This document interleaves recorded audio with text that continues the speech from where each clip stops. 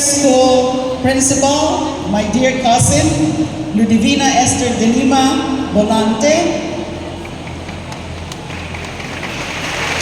Dear faculty, non-teaching staff, proud parents, our exceptional grade 10 completers of Severino Arroyo High School Batch 2024. Nais ko rin pong batiin ang ating kagalang-galang na barangay captain of San Agustin, Mr. Nestor Andalis, sir. Also to our PTA president, the PTA president of Severino Arroyo High School, Mr. Reynante Ababa. Our education supervisor, Dr. Cynthia Montanes. Magandang hapon po sa inyong lahat. To our dear faculty, nangalas po ako na lapanan kadakil ka mga grade 10 completers. 650 kuno kamo. Nangalas man po ako na since your school was founded in 1981, there are currently 3,269 learners in grade 7 to grade 12, with 135 teaching and non-teaching staff. Wow! Kayo na pala ang largest public secondary school in the division of Iriga City. Congratulations kanina. Pero bago ko po itauan ang pinaka-mensahe ko kaninyong amin, gusto ko munang mag-istorya kapanangad ko igin pa ako o nag-ieskwela pa ako.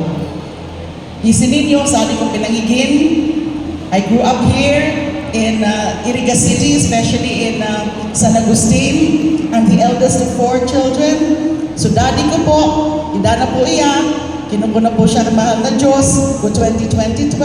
Lapo ka to ka-stricto. Talagang sinigurado niya na dapat pirmi kong nag-aadal. Pagpaparatambakan ako sa mga libro.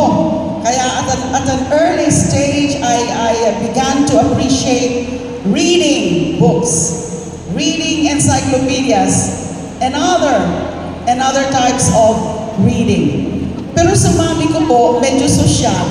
Si mami ko po buhay pa, she's already 91 years old, and she's bedridden. Medyo may pagkasosyal po mami ko. So she made sure na active man ako sa mga extracurricular activities. Kung elementary and high school po ako. Pero po akong kaibagin mga kinuunong mga okasyon, kinuunong mga contest, mga folk dancing, mga debate, mga elocution, mga drama, and naging mga nagkukadto. If you would believe it, naging baton twirler ako kadto, majorette po ako. Kung na Constellation Academy, lako po kadto kasaday. Ako natulo sa ginibong head majorette. And aside from the extracurricular activities, my parents also made sure that I would be active in sports. Kaya natagad po akong mag-tennis, lawn tennis, and as well as table tennis and volleyball. Naging ako sa team captain ko La Constellation Academy La Constellation Academy volleyball team. So in other words, I grew up to be a balanced or well-balanced person. Dapat ko arang kitakan. Dapat balanse.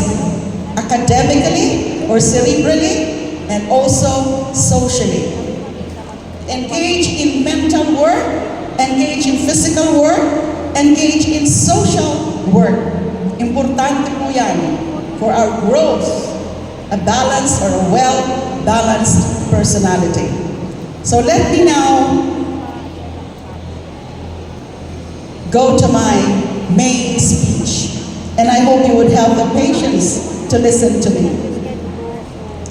My dear graduates, you are fortunate to have grown within an institution that stands firm on the pillars of justice and truth. Throughout your time at Severino Arroyo High School, you have been surrounded by educators who not only imparted knowledge, but also instilled in you feelings of responsibility to uphold those values in everything you do. For 4 years, you have been lovingly taught by your teachers that learning is not confined within the four walls of the classroom. Amo po ang sinasabi ko, dapat nag-engage pa kamo sa mga ibang activities. Your journey at Severino Arroyo High School has been marked by experiences that extend far beyond textbooks and lectures. Whether it was through engaging discussions or community service, you were encouraged to explore, question, and discover the world around you in meaningful ways. And believe me, kailangan natin ng ganitong klase ng pagtuturo at pag-aaral, lalo na sa panahon ngayon. Yung hindi lamang nakakulong sa 4 na sulok ng silid-aralan ang pag-aaral. Marami pang dapat alamin sa labas